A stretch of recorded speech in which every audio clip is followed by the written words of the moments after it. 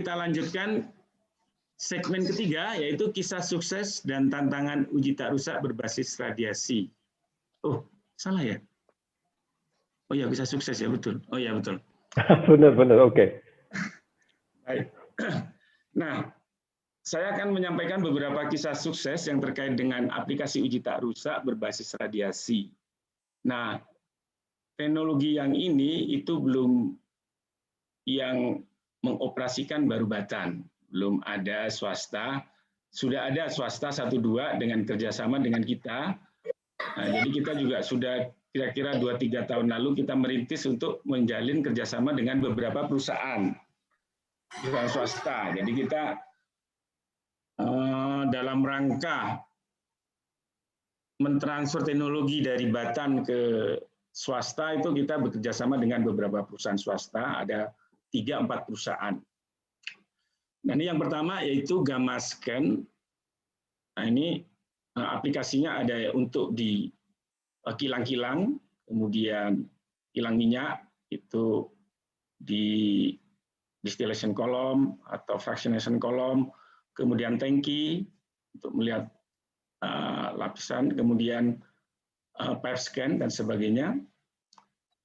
Nah, jadi bisa untuk men-scan kolom, scanning pipa, pipanya tersebut tebal tipisnya seperti apa, kemudian ada kerak atau enggak, blockage atau enggak bisa kita periksa tanpa membuka insulasi. Kemudian scanning bahan, kemudian juga pik berisutup, yaitu untuk melihat kalau ada pipa bawah tanah bocor, kita bisa menentukan lokasi pipa bocornya. Nah, yang meteorologi scattering itu dipakai untuk mengetahui batas jenis cairan di dalam tangki. Jadi di tangki itu biasanya di bawah sludge, kemudian ada cairan X, kemudian ada cairan lagi yang lebih ringan seperti itu. Mereka biasanya ingin tahu batasnya di mana, sehingga mereka bisa merencanakan kalau tebalnya si sludge tinggi, sudah waktunya overhaul atau belum. Nah, untuk kolom scan ini mungkin bisa saya gambarkan supaya untuk mempermudah pemahaman. Nah, ini adalah kolom distilasi dari suatu kilang minyak. Ini kilang minyak itu biasanya terdiri dari tray-tray, di sini ada tray. Kemudian kita ingin tahu kondisi tray tersebut. Nah, itu kita pasang sumber dan detektor. Nah, hubungan antara sumber dan detektor ini melalui ini kita akan melihat dampaknya di sini, kurva-kurva. Jadi ketika melewati ini, tray-nya nggak ada, dia akan tinggi. Tapi ketika melewati tray, dia rendah lagi, naik lagi, tray lagi, rendah lagi, naik lagi, kemudian ada whipping, dia akan turun. Nah, kemudian nanti ada knot di sini, dia akan turun juga. Kemudian ada base, lapisan air paling bawah, lapisan liquid, dia Jadi dengan menggunakan teknologi gamma scan ini, yaitu di sini ditaruh sumber, kemudian di sini dipasang radioisotop, detektor, kita bisa mengidentifikasi tray-tray di sini, kondisi tray di sini dan kondisi proses di sini. Apakah ada tray-nya lepas seperti ini, tray lepas, harusnya ada tray di sini tapi lepas. Nah, ini bisa dilihat dari di sini. Harusnya dia ke bawah tapi ada di sini. Kita bisa menentukan tray nomor 20 misalnya. Kemudian kita juga bisa memberikan informasi kondisi dari tray di sini, proses di sini. Apakah ini terjadi, ini maksudnya whipping, di sini foaming. Kemudian ini ada banjir gitu kan, high level liquid. Kemudian kita bisa tahu levelnya di sini. Nah, dengan kemampuan ini kami Batan bisa menginformasikan ke pihak Pertamina, ke pabrik itu, ini loh lokasi yang lepas, sehingga mereka bisa merencanakan shutdown dengan lebih bagus. Karena mereka tahu, oh ya yang lepas tray-nya nomor 20 sama 25.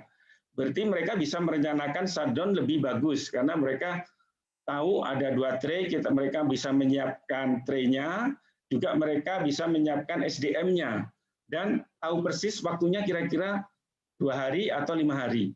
Tapi kalau dia tidak melakukan gamma scan, dia tidak tahu, mesti dibongkar, tahu-tahu sebenarnya cuma 1 atau 10 yang rusak trennya. Ini teknologi ini sangat bermanfaat buat kilang minyak dan petrochemical industry. Nah, yang kedua yaitu radio tracer, itu bisa untuk melihat kebocoran dalam sistem heat exchanger, pipa bawah tanah, gas chamber flaring tower, konverter amonia, reaktor kimia jenis lainnya, dan reservoir. Juga pengukuran laju aliran gas, uap, dan cairan. Kemudian troubleshooting untuk lapangan minyak, pengukuran waktu campur, mixing time. Kemudian RTD, distribusi waktu tinggal untuk optimasi dan diagnosis malfungsi kilang proses.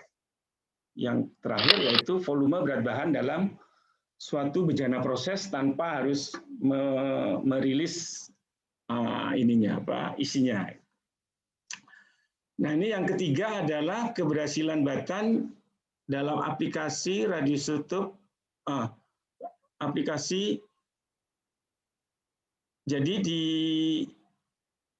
Mesindo itu adalah perusahaan pelek ya, pelek, wheel.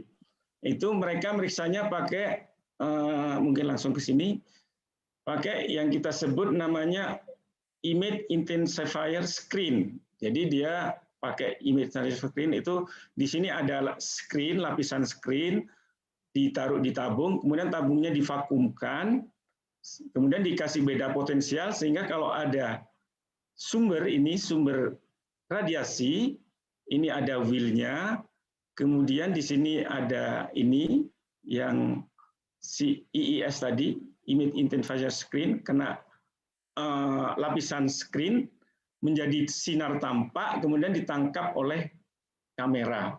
Nah, alat mereka ini kuno dan analog dan agak buram isinya. Kemudian Batan semenjak 2014 kita mengadopsi desain dari IAEA, kemudian kita perbaiki, kita tingkatkan kemampuannya. Kita membuat namanya fluoroskopi. Itu sebenarnya sama dengan tadi image intensifier screen. Bedanya adalah kalau image intensifier screen tadi, screen di sini ditaruh di tabung, tabungnya divakum, makanya disebut intensifier karena divakum kemudian supaya banyak sinar tampaknya yang muncul, kemudian ada cermin. Nah, kalau fluoroskopi ini kita tidak pakai intensifier screen, kita cukup fluoresen, kemudian kita pasang cermin di sini, kemudian ditangkap pakai kamera. Jadi ketika ini ada X-ray, kena si peleknya, kemudian ditangkap oleh di sini di fluoresen, dari fluoresen jadi radiasi yang terkena fluoresen akan menjadi sinar tampak. Sinar tampak kemudian dipasang cermin 45 derajat, dipantulkan, ditangkap pakai kamera. Nah, dengan pakai kamera ini karena sekarang ada kamera digital, sehingga kita bisa menyimpan gambarnya dalam bentuk digital dan bisa di-share di manajemen. Kalau yang tadi analog tidak bisa.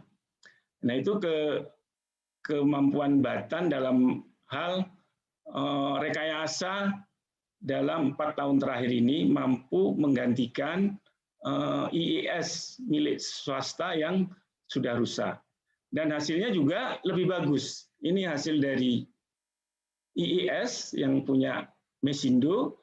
Nah, ini hasil dari kita, dari radioskopi yang dikembangkan oleh Batan. Hasilnya bagus, terang. Kemudian ini standarnya. Nah, kemudian ini bisa kita lihat perbedaannya. Ini lokasi defeknya, tapi di sini bisa lebih clear. Ya, bisa lebih clear.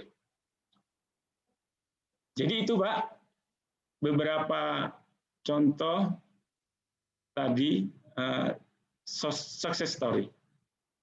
Ya, Pak, silakan, Pak. Kan ada tantangannya ini. Oh iya, tantangannya belum. Tantangannya itu satu, nah ini permasalahan kita, yaitu Batan tugasnya adalah mengembangkan teknologi dan transfer teknologi ke perusahaan swasta.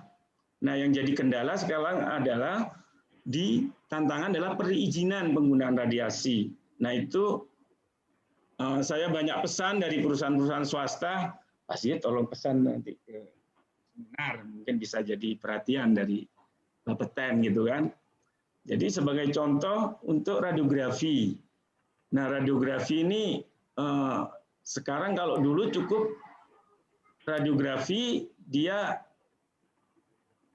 juga sebagai PPR gitu, PPR, petugas produksi radiasi, petugas radiasi. Nah, kemudian ada level 2, level satunya operator, satunya yang ahli yang level 1, nah, level 2.